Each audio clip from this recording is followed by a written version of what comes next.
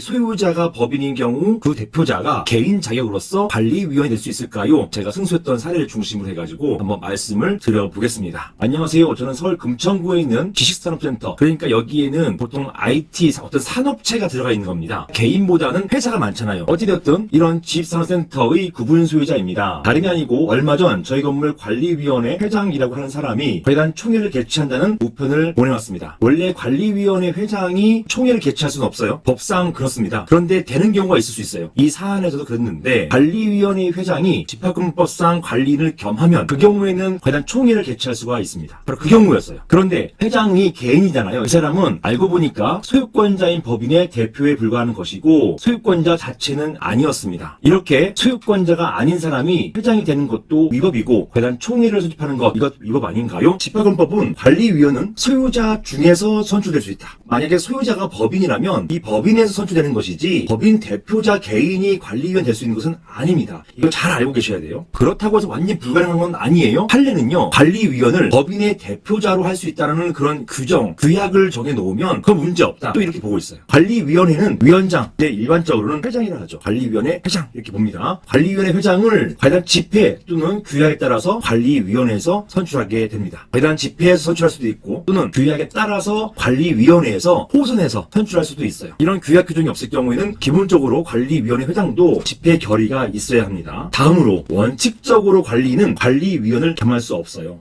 아까 보셨죠? 이런 규약에 달리 정한 바가 없으면 관리위원회 위원이 될 수 없다. 누가? 관리인이. 이렇게 원칙이지만 예외적으로 규약이 허용하면 겸직 가능하다라고 되어 있고, 이 사안에서의 규약은 아까 보시는 것처럼 이렇게 겸직할 수 있도록 해놨어요. 이 장면은 문제가 없습니다. 자, 다음 중요하죠. 관리위원은 소유자예요. 이 소유자가 법인인 경우 사실상 법인이 관리위원이 되는 것이에요. 이런 경우에 법인의 대표자인 개인이 관리위원이 되는 것이 자연스럽죠. 보통 개인이 다 활동하지 않습니까? 규약에는 법인의 대표자가 법인을 대신해서 관리위원직을 맡는다고 규정하고 있는 경우가 많습니다. 그리고 이런 규약 규정을 인정해주고 있어요, 판례가. 만약에 이런 규약 규정도 없다면 개인에 불과한 법인의 대표자가 곧바로 관리위원이 될 수는 없습니다. 법리상 당연한 거예요. 왜냐하면 그 법인의 대표자가 해당 호실의 소유자가 되는 것은 아니기 때문이죠. 예외는 뭐다? 관리 규약에 대표자가 관리위원이 될 수 있는 그 여지를 만들어 놓으면 그때는 가능해요. 이게 판례입니다. 결국 소유자가 법인인 경우에 대표자가 관리위원이 되려면 규약에 별도로 규정이 있어야 하는 것이고, 그렇지 않을 경우 곧바로 개인이 관리위원이 될 수는 없습니다.